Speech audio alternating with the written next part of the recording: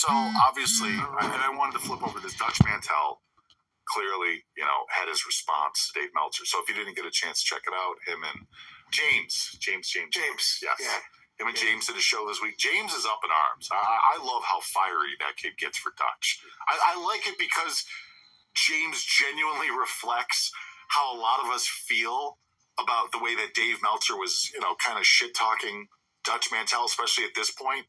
Because James was like, fuck Dave. Dave's a piece of shit. And I'm like, good for you, James. As he should be. Right.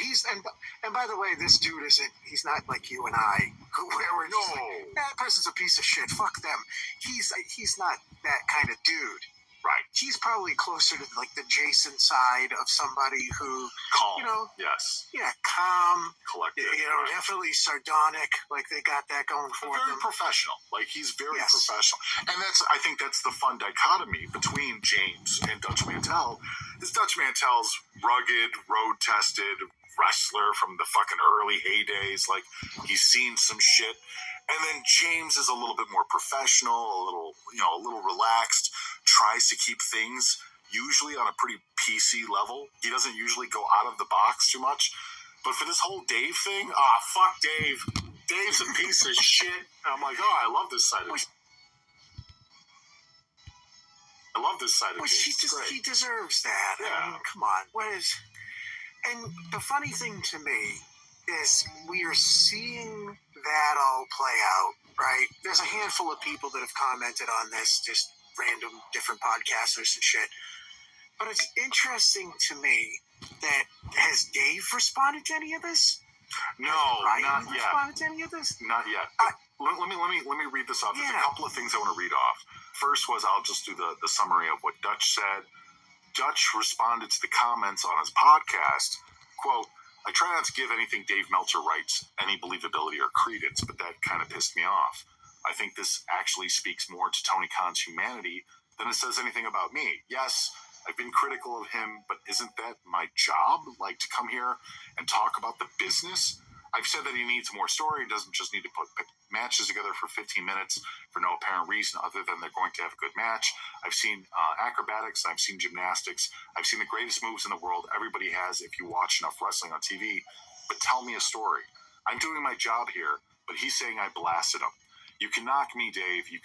But you're knocking my family now. And that's a no-no in almost any business.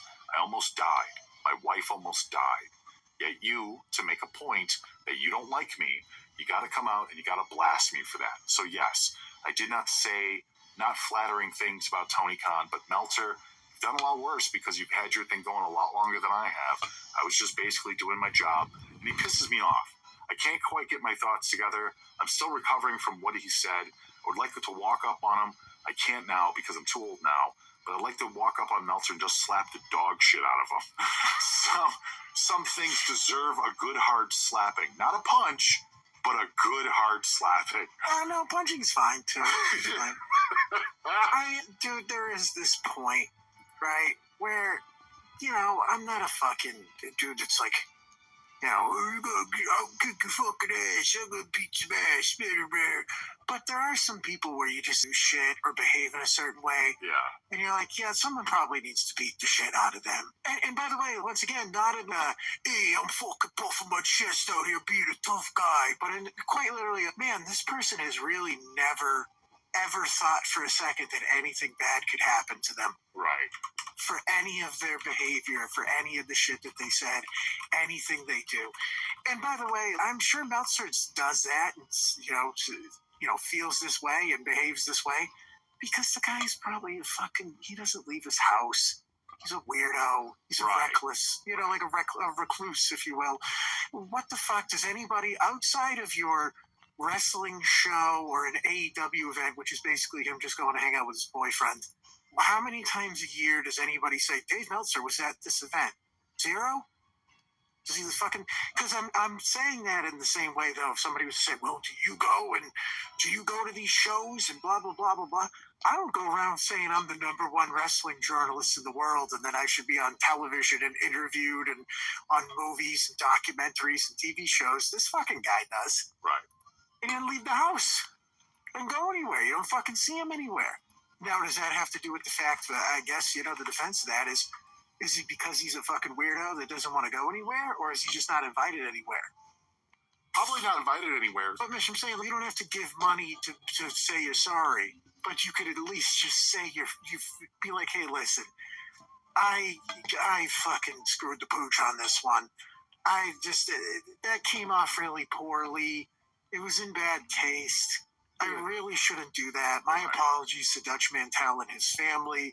I know we've had our disagreements in the past, but I don't wish any ill will on him or his loved ones. And to anybody who I might have hurt, I apologize. Just do that and move the fuck on with your life.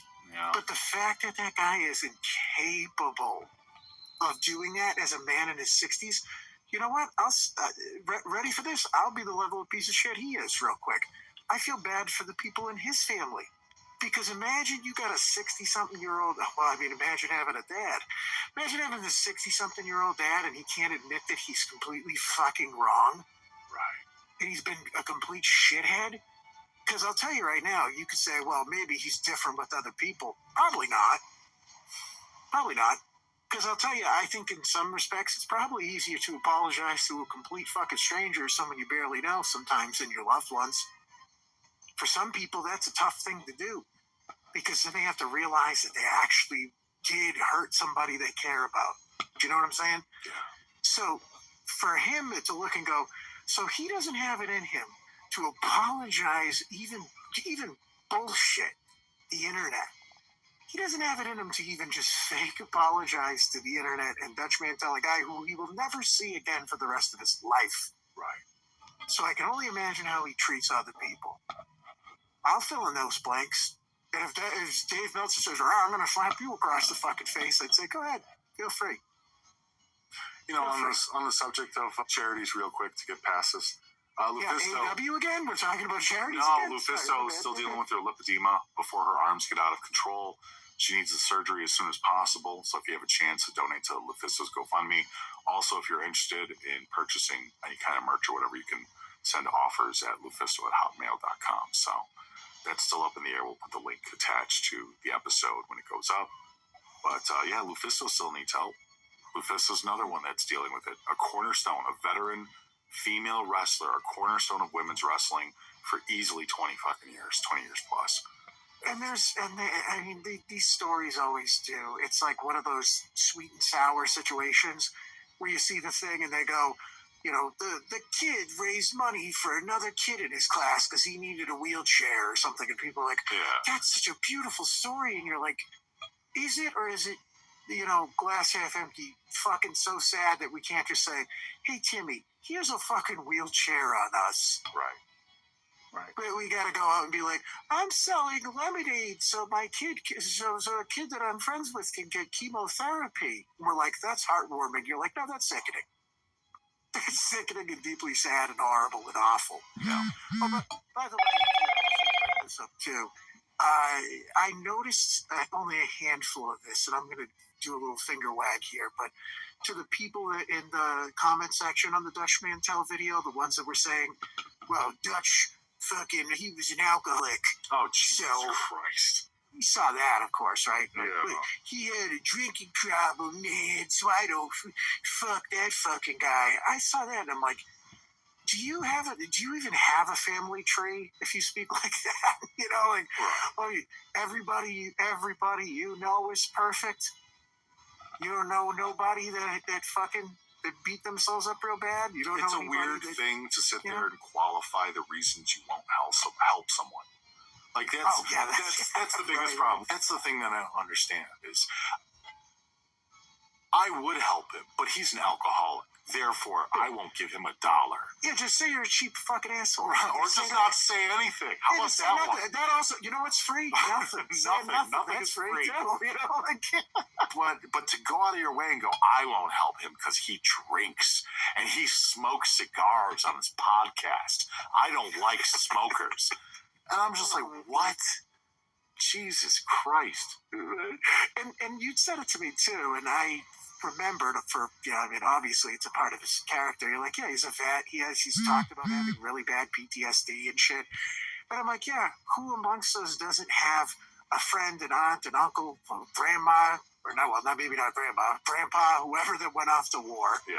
or was in the military that is, feeling the effects of it. So to be like, this fucking loser that has PTSD and fucking had a drinking problem because of it, you're like, yeah, that's cool. You're a cool guy. You're awesome. Definitely don't get your head checked and have your priorities fucking rearranged. But I'm just glad, I'm just glad watching that video. I'm like, all right, Dutch is around. He's doing his shit. Hopefully he's feeling better. Hopefully his wife's doing better too. I listened to the full thing. I mean, they eventually got past Dave and started talking about, the wrestling week and stuff. But yeah, he made it sound like everybody's in a better place now. He's not over it. I do believe him when he's obviously still recovering when he was talking about Dave Meltzer and wanted to slap the piss out of him. But there's underlying things. Dutch was still on fire. Dutch was still Dutch. But this is an older guy going through serious medical conditions, him and his wife.